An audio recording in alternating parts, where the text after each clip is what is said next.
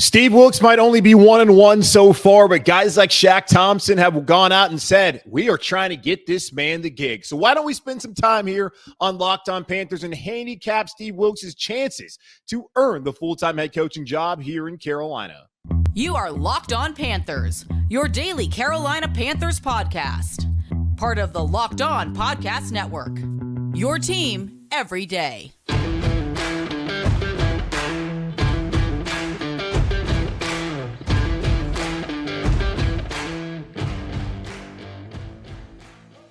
Welcome into another edition of the Locked On Panthers podcast, a part of the Locked On Podcast Network. I'm your host, as always, Julian Council, talking Carolina Panthers with you every Monday, Tuesday, Wednesday, Thursday, and Friday. Your team every day. That's what we do here on the Locked On Podcast Network. Make sure to watch this show and subscribe to our show over on our Locked On Panthers YouTube channel. You can also check us out wherever you listen to your favorite podcast. Just be sure to rate, review, and subscribe so you don't miss a single episode of the show. And be sure to follow me, Julian Council, on Twitter at Julian Council, where every single Friday I answer your weekly Friday mailbag questions here on Locked On Panthers. To participate in this Friday's edition of the weekly Friday mailbag, either at me or DM me on Twitter at Julian Council. I've often said to y'all that the NFL is a week-to-week league. You can't make grand statements one week because they could change entirely the next. Like narratives, as we've seen here in Carolina over the last 2 weeks. Matt Rule gets fired. Season's basically over. Go ahead and tank it. Steve Wilks, he's an interim head coach, but does he really have a chance at all? Who should be the starting quarterback? Should Baker come in when he's healthy? Should it be Sam Darnold? I'm out here tweeting out a photo of Sam Darnold in a Panthers uniform saying Sammy Savior, of course, in jest, because Sam Darnold's not the savior of any franchise. He might be if you're looking for the number one overall pick, which many fans out there listening to the show and in Carolina Panthers Nation, if you want to call it that, certainly want that to be the case. But the narratives have changed week to week here in Carolina, and that's how it happens all across the National Football League, especially in this 2022 season, where we're not quite sure who's actually good. Maybe there's 3-4 teams that might legitimately be good, but everybody else pretty much on the same plane, which is why we're having the conversation now about Steve Wilks and his chance to potentially be the full-time head coach here in Carolina. 2 weeks ago, when Steve Wilks was named the interim head coach in Carolina, not too many people, including myself and probably you, listening and watching this show right now, gave him much of an opportunity to earn a full-time job. I said, yesterday's problems are still today's problems. What were those problems? Well, your offense was the worst in the NFL. And it still is one of the worst offenses in the NFL, despite Sunday's 173-yard rushing performance by guys like P.J. Walker. And, of course, the two-headed monster, if we want to call him that, the new smash and dash of Chuba Hubbard and of Deontay Foreman. And P.J. Walker put out the best quarterback performance that we've seen the last 2 years here in Carolina. Bravo by P.J. Walker. I think he was the highest-rated quarterback in Week 7 in the NFL, according to Pro Football Focus. Great job by P.J. All of that was but absolutely surprising, considering the week prior, Steve Wilks and Ben McAdoo, the Panthers OC, did not give P.J. Walker an opportunity to do anything at all offensively, and that led me to believe that, all right, he doesn't trust P.J. Whenever Baker, Sam's healthy, he's going to roll with those guys, and likely Sam Darnold, considering the implications of Baker Mayfield plays 70% of the snaps this year at the quarterback position as far as it pertains to the 2024 draft. So I would not expect to see Baker Mayfield with Sam Darnold, and if that would be the case, then the Panthers obviously would not end up being a very good team. Now, let's be honest. Not too much has really changed after the Panthers' 1-1 start under Steve Wilks here in this interim era. They had an impressive one on Sunday, 21-3 against the Buccaneers. The odds are still very much against him to earn the full-time head coaching job here in Carolina. Let's go back to that Monday when Matt Rule was fired and what Panthers owner David Tepper said that Wilks would have to do an incredible job to even be considered for the full-time job here in Carolina, because it looks like David Tepper, according to a lot of reports, is looking for an offensive wonderkin to come in here and be the Carolina Panthers head coach. What did I say to y'all yesterday, though? Oftentimes, we like to talk about getting a young OC to be the head coach. And we talk about, hey, how good of a play caller are they, or X's and O's. We don't necessarily talk about the leadership aspect that really is going to have to come into play whenever someone takes over a head coaching job. And we've seen plenty of coaches who were great offensive minds that turn out to not be great head coaches. So should that really be top of mind for David Tepper? I understand that you have to get another quarterback, and that is what the likely thing that's going to happen in the 2023 draft. The Carolina Panthers would take a quarterback in the first round. You would like to pair them with a young head coach who has an offensive background. That has been the trend here in the NFL, and the NFL is all about trends. But if Steve Wilks proves that he is a leader of men, which we've already seen, this team has rallied around him over the past week. Steve Wilks talked about how they had to make that leap, and on Saturday night before the game on Sunday, he showed them a highlight tape of all the past divisional games that they played against the Saints and the Bucks and the Falcons, and how important those games are in what this team was able to do in 2013 and 14 and 15 to win back-to-back NFC South titles, and trying to bottle up what happened in the past and to bring that to the current situation, and for the Panthers to go out there and do what they did on Sunday. Shaq Thompson came out and spoke to Joe Person on Monday, and Joe wrote about it on Tuesday morning, saying how Shaq Thompson really wants to get Steve Wilks his job, that Steve Wilks got effed over, according to his words, in Arizona, which is why Wilks is suing the Cardinals and the league for its hiring practices. And let's not sit here and dismiss that David Tepper, when you look at the diversity of the hires in the NFL, how he's not one of the people who has been complicit in the lack of black coaches here in the NFL. He takes Matt Rule, who has really no NFL background, and hires him because he's from the same area as him. He reminds himself of Matt Rule, reminded him of himself, and that Matt Rule dressed like crap like him, was a short order cook, and all of that. None of that applies to football. He didn't talk about his leadership ability, his ability to develop players. That happened at the press conference, but the first thing we heard was not that. So David Tepper's done that in the past. And if Steve Wilks goes out here and continues to have performances like we saw on Sunday, he should get the job. And I understand a year ago, Rich Bisaccia in Las Vegas was not able to earn the full-time job after leading the Raiders to the playoffs, and that's a different owner, different situation. Bisaccia does not have a background as being, or an experience as being a head coach like Steve Wilks has, even if it is only 16 games, and it's now 18 games, counting the 16 in Arizona and the 2 here the last 2 weeks in Carolina.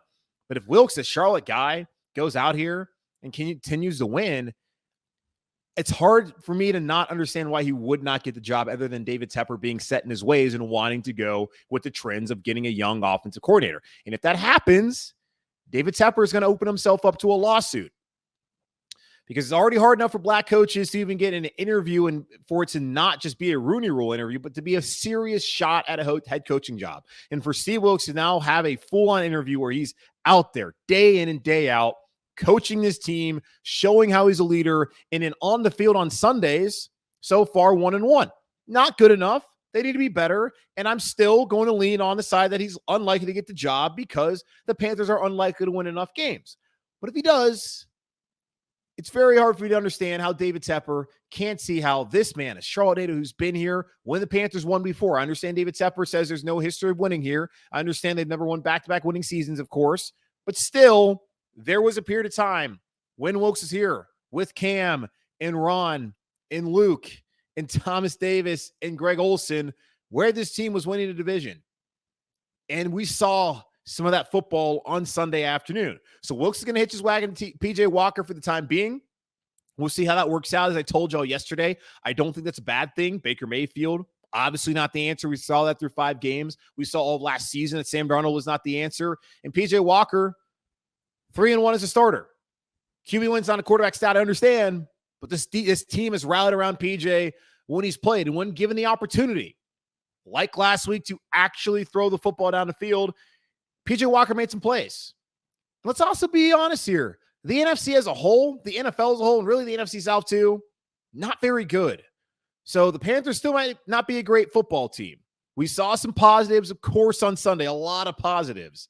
Plenty of questions remain, and I'm not going to sit here and pretend like all of a sudden they win one game, this is a team that's going to go to the playoffs.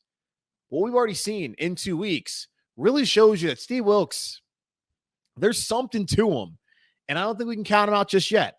Still think unlikely to happen just based off of Tepper being Tepper and this not being a great football team, but it's possible. So let's look at it.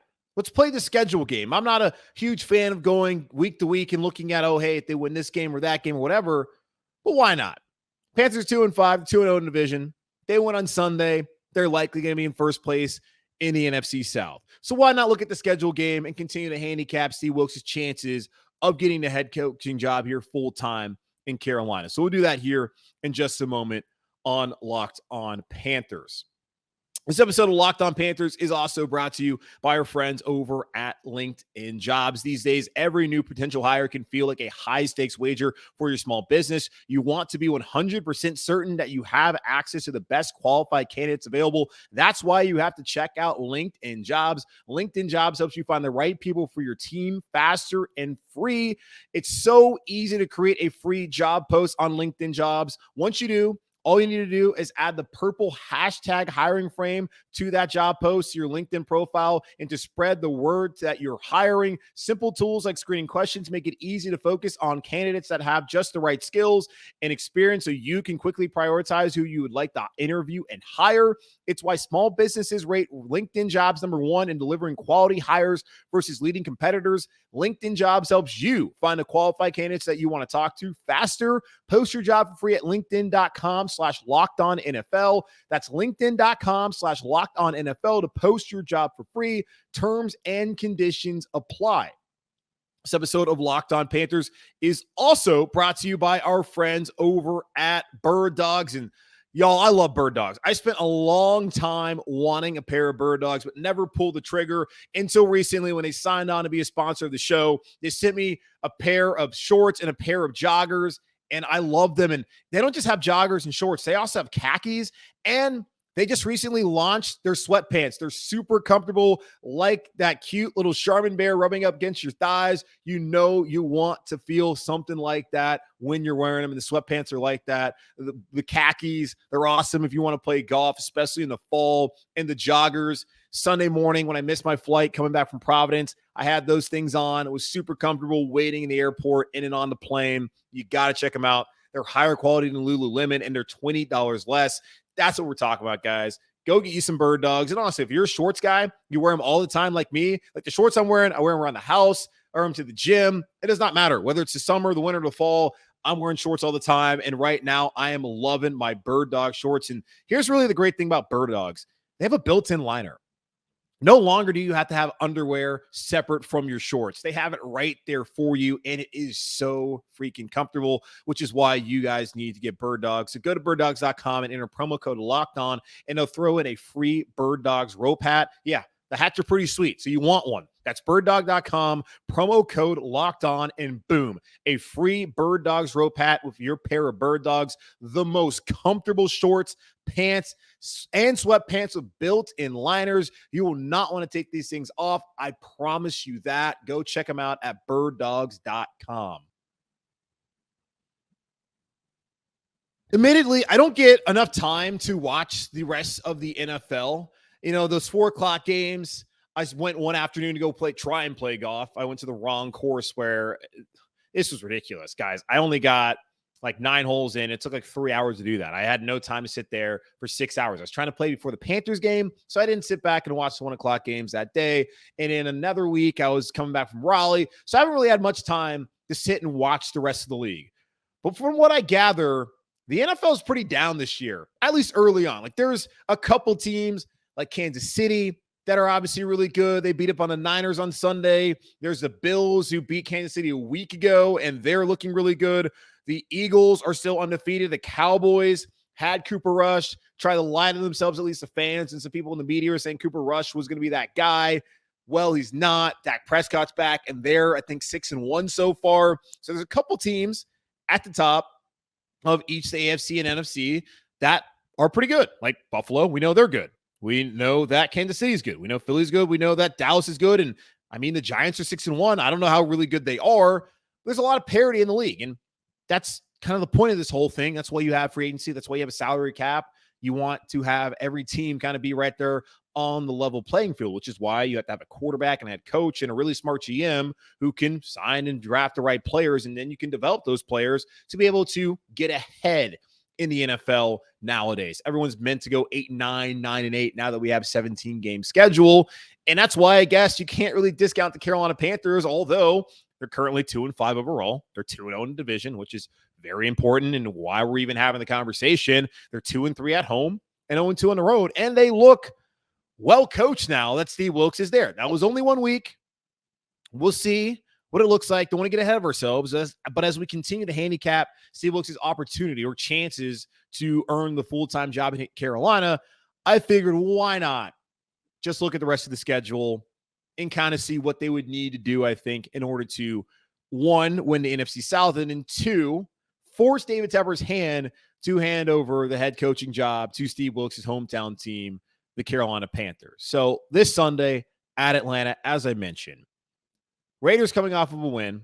They play New Orleans on Sunday in New Orleans, and they're currently a 2-point favorite. So if Vegas is right, Las Vegas wins that game. Jameis Winston doesn't look like he's going to play. The Saints are super banged up. You also have Tampa Bay, who's hosting the Ravens on Thursday night. That same Tampa Bay Buccaneers team who almost got shut out by the Panthers on Sunday. Hard for me to believe on a short week they're going to fix their offense in time and be able to beat Lamar Jackson and the Ravens, which then leads to Sunday afternoon in Atlanta to be for the first place right in the NFC South after 8 weeks. Carolina wins that game, which I think they probably are, because I'm just going to hop on board and I'm not going to say the Falcons are going to win. They're sitting at 3-5, and almost through halfway through the season, they would be in first place. And who would have thought that, considering the issues at quarterback, the injuries at quarterback, head coach getting fired, being one of the worst third down offenses in the history of the NFL, and the overall ineptitude that we had seen through the first 6 weeks of the season. And again, 1 week does not change anything. But right now, the Panthers have an opportunity to grab a hold of the division and to continue to propel Steve Wilks to the point where David Tepper has to hire him. So for me, looking at it, they have at Atlanta, at Cincinnati, home against Atlanta, at Baltimore, home against Denver, then the bye, at Seattle, home against Pittsburgh, home against Detroit, at Tampa, at New Orleans.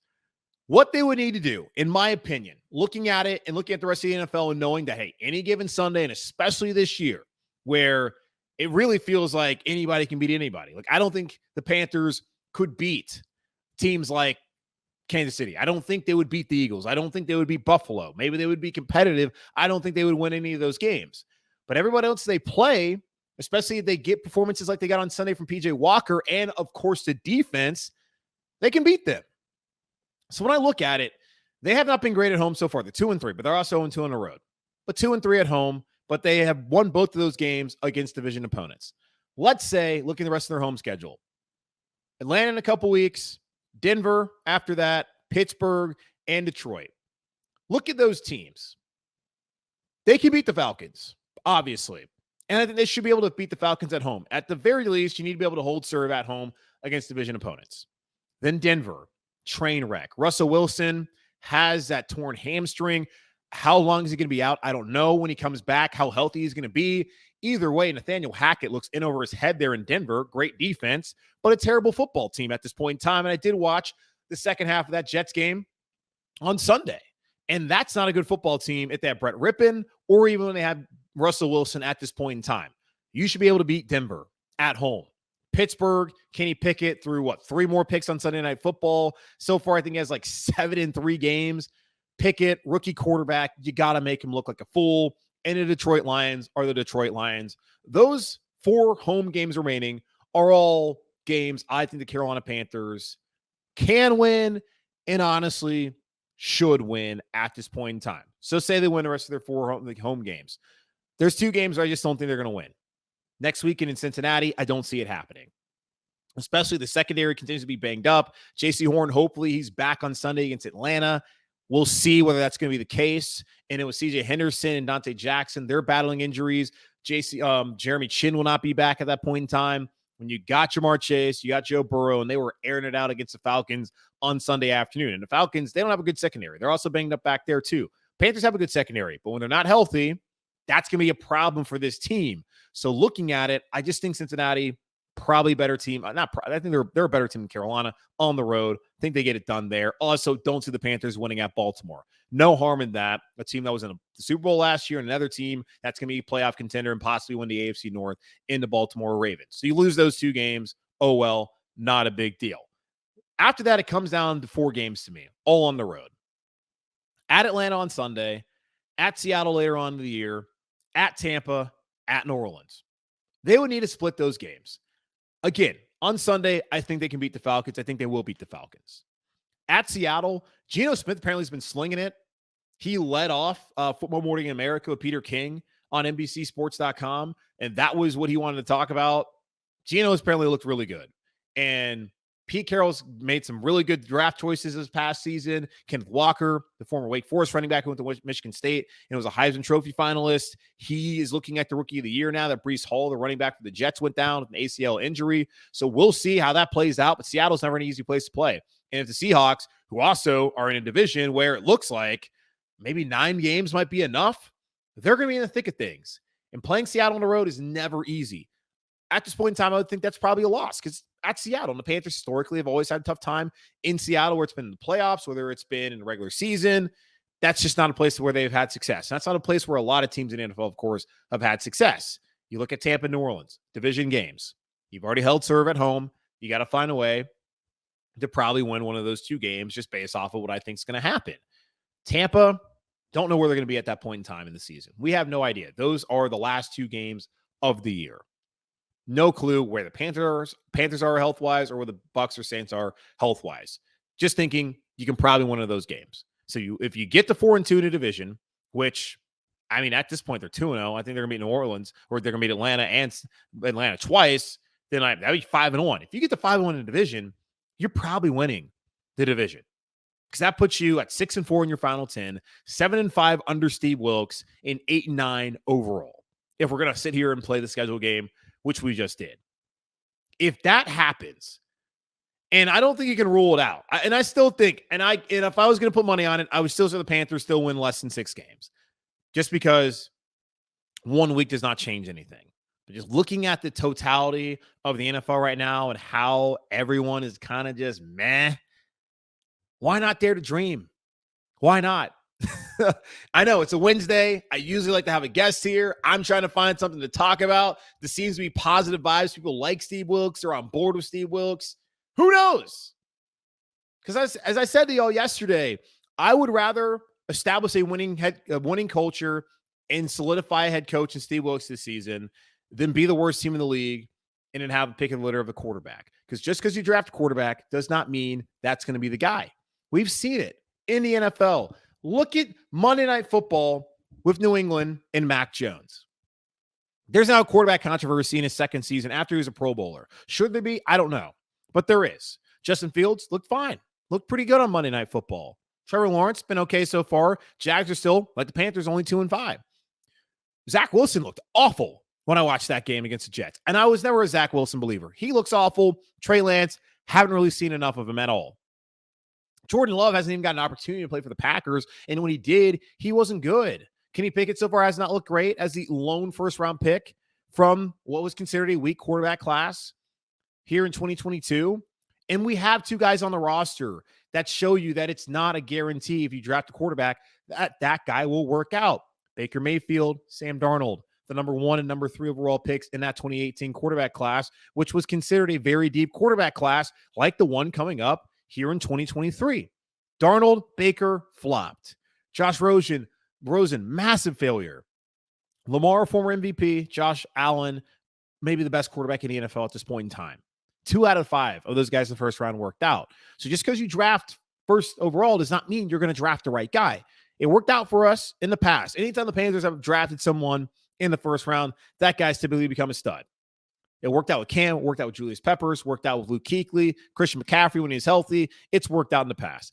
It's not a guarantee. So, yes, I'm getting a little bit ahead of myself. I'm also trying to find something to talk about here on a Wednesday, to be quite honest with you. But I don't think it's that far-fetched.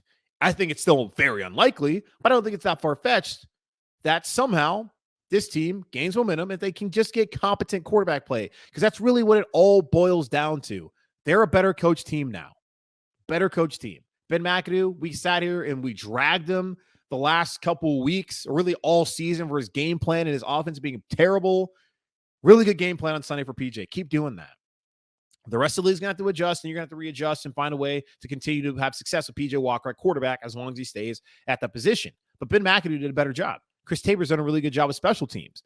And that defense changed the little things up. But Steve Wilks, we know he can coach defense. And we already knew before this was a great defense and one of the best in the NFL.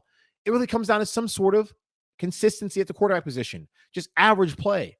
And if average play this year with that defense and a running game like we saw on Sunday, hoping that it sticks, and the O-line playing the way they played so far this season, that can keep you in the thing in the middle of all this NFC race in the South and in the entire conference.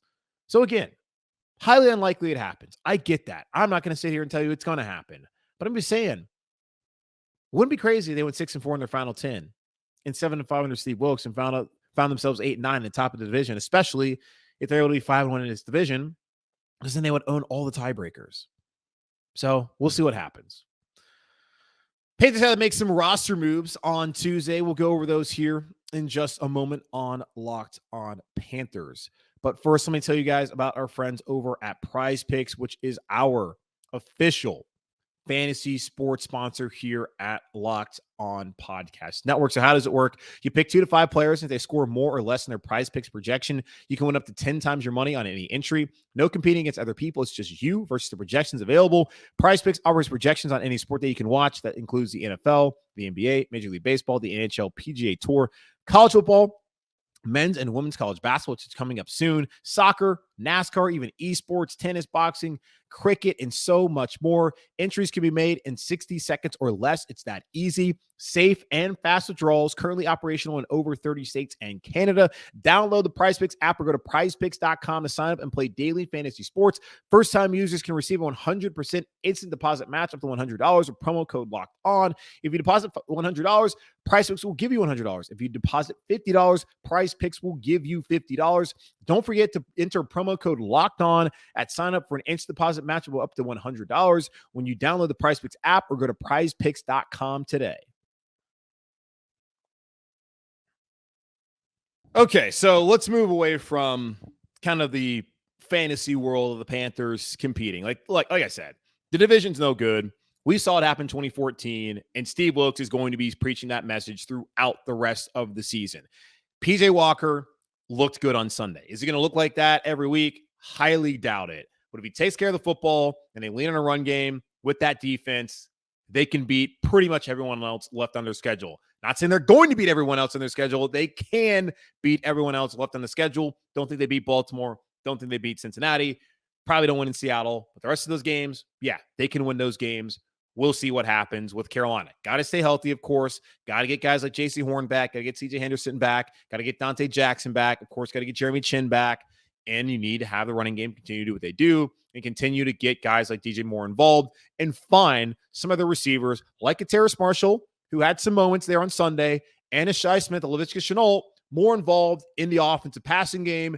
And then you could actually have a team that looks average. Now, I know a lot of people don't want them to look average. But again, as I said, if they are the worst team in the NFL, it's not just the quarterback, and they have a long way to go. And they still have plenty of questions to answer over the next 10 games and over the offseason if this is really going to be a team moving forward under a new head coach and this general manager, Scott Fitter, and likely a brand new quarterback, if they're going to move forward and actually be a team that's set up for success in the future. So that is all very true. I am not dismissing that this is still not a good football team. You are what your record says you are, but we could also, again, be here next week saying, hey, this is a 3-5 football team and currently in first place of the NFC South. We'll see what happens. I'm hoping for Steve Wilks. He can earn the job. Would love that for him. Of course, the sentimental value of me, a Charlotte guy, also me, Black, watching another Charlotte man who it looks like me earn the head coaching job. That would be great for him. And he looks like he is exactly what the Panthers should be looking for in a head coach. Do not pigeonhole yourself to say we only can get an offensive coach. That would be great, as long as they get the right quarterback and they're actually good at coaching offense. So we'll see. Like, I know people love the Steichen guy up in Philadelphia. Is it Steichen or is it Jalen Hurts? I know everyone loves what Mike Kafka's doing. Is it Kafka or is it really Brian Daboll? Or is it Daniel Jones and Saquon Barkley being healthy? Is it that? There's obviously plenty of reasons why coaches have success and why coaches don't have success. We saw that here in Carolina with Matt Rule. Again, had they had a quarterback, had he gotten quarterback right, we're not talking about Matt Rule not being here in Carolina, but he's gone. Good riddance, goodbye, whatever. So there's many things that go into it to whether a coach is going to be successful and, of course, whether a quarterback's going to be successful in the end. The Panthers will find their quarterback eventually.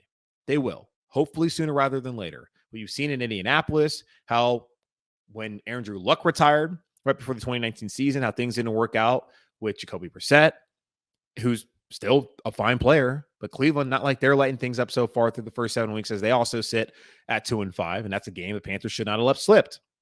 We saw how it worked out with him, then Phillip Rivers, only for a season. They're a playoff team. Now with Matt Ryan and now with Sam Ehlinger, it's hard. Minnesota fans don't love Kirk Cousins. And Kirk Cousins has not necessarily gone there and done what he was brought in to do by the former regime with Mike Zimmer and with Rick Spielman. But he's still there.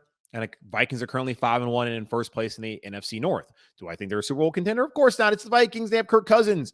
But it's better than the situations when you look at a lot of teams around the NFL and how difficult it is to get a starting or get a franchise quarterback. We had a luxury here in Carolina for 9 years, and I loved every minute of it.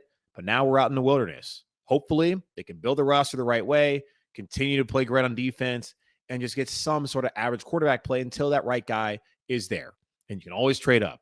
We saw Kansas City do it. We saw Buffalo do it. I get it. There's not much of an appetite, and I feel kind of the same way as well to trade more assets considering all the things that they've done wrong in trading assets and getting quarterbacks who did not work out. But they never got the guy that was their own and the guy that they had under cost-controlled contract and the guy that they could actually be patient with. Couldn't really be patient with Sam Darnold. Couldn't be patient with Baker Mayfield, as we've seen. So we'll see if they build it the right way. Now, a couple of updates with the Panthers as far as the injuries go. Henry Anderson, who's brought in right before week 1 to be a run stuffer. He is on the non-football injury and illness list. Do not know how long he's going to be gone, but he currently is on that list at this moment in time. If you saw last week, the Panthers added Larnell Coleman off the Dolphins practice squad to the active roster. He's a 7th rounder out of UMass in 2021. So he's here. Makes a lot of sense when you have someone like Pat Elflein, who goes on IR, that you would want to bring in another offensive lineman, and Larnell Coleman is that guy. And then Tay Hayes, who Shaq Thompson said during training camp and the preseason, like, yeah, Tay Hayes, that guy's making plays. He had the pick 6 off of Bailey Zappi, who might be the starting quarterback for the Patriots now up there in New England, had a pick 6 off of Bailey Zappi in that second preseason game. And Shaq was saying, yeah, that's the guy we need. He's a really good player. And he ended up being on the practice squad after getting cut. Was activated the last 2 weeks on the roster because of the injury to J.C. Horn. Now he's been signed to the active roster as the Panthers still deal with injury issues with J.C. Horn, Dante Jackson, and C.J. Henderson. Tay Hayes kind of held his own, been okay. Young guy, going to learn. App State guys, so congratulations to all the App State fans out there who listen to the show on a daily basis. So we'll see what happens with that. But Tay Hayes, now on the active roster, happy for him, especially a guy who played really well in the preseason and earned it. Like Marquand McCall earned his spot on this roster. We've seen guys like Davion Nixon and like Phil Hoskins get released while Marquand McCall has continued to get opportunities Sunday after Sunday and has made a couple of plays. And that's how this thing works. You make plays, you stay on the field, you make the team. Tay Hayes earned his keep. Same thing with Marquand McCall. And welcome to Carolina to Larnell Coleman. Okay, that's going to wrap up this edition of the Locked On Panthers podcast, a part of the Locked On Podcast Network, hosted by yours truly, Julian Council. Again, make sure to watch the show and subscribe to the show over on our Locked On Panthers YouTube channel. And you can also check us out wherever you listen to your favorite podcast. Just be sure to rate, review, and subscribe to the show. And be sure to follow me on Twitter at Julian Council, where every single Friday I answer your weekly Friday mailbag questions here on the show. To participate in this week's edition of the weekly Friday mailbag, either at me or DM me on Twitter at Julian Council. In the meantime, be safe, be happy, be whole. As always, keep pounding And I'll talk to you on Thursday as we sit down with Locked On Falcons host Aaron Freeman and tell him how the Falcons are going to get their ass kicked on Sunday as the Panthers head down I-85 South to go 3-0 in the NFC South division. See you then.